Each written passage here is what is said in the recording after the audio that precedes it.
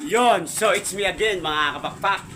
Yan na, so ito na nga pala mga kapakpak, yung part 2 ng pagpapaligo natin ng mga ibon namin ni Palawan Loft dito sa Palawan Loft Dream Loft. Ayan o, sa taas na to mga kapakpak.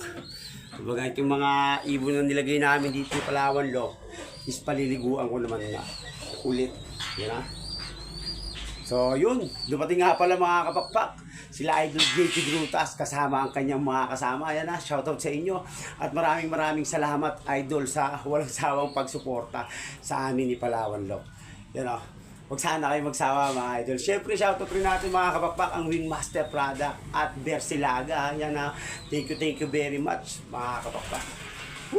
Update ko na lang ulit kayo. Yo, check it out. Para sa mga nagsisimula pa lang, Palawan Loft at Eury Chris Loft TV, tuloy ang laban.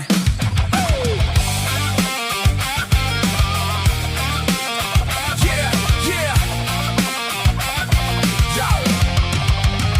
Sa bawat paglipad ng ating mga alaga, kahit bago pa lang tayo sa karera, handa kaming humarap sa anumang hamon. Sa Palawan Loft ang puso ay laging naroon. Eury Chris Loft TV, ang aming gabay. Sa bawat pagaspas ng pakpak kami ay buhay. Palawan Loft at Eury Chris Loft TV, sa karera ng buhay kami ay magwawagi.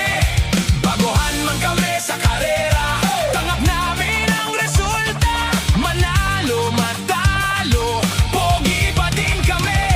Gagawin namin ang lahat para manalo. Ano man maging resulta, lalo pa naming gagalingan. Eury Chris Loft TV, tuloy ang diskarte. Hey, hey, hey, hey. Ha! Hindi man kami eksperto sa simula, ang mahalaga ay ang saya na dala. Sa bawat pag-aalaga kami ay matututo. Palawan Loft ang aming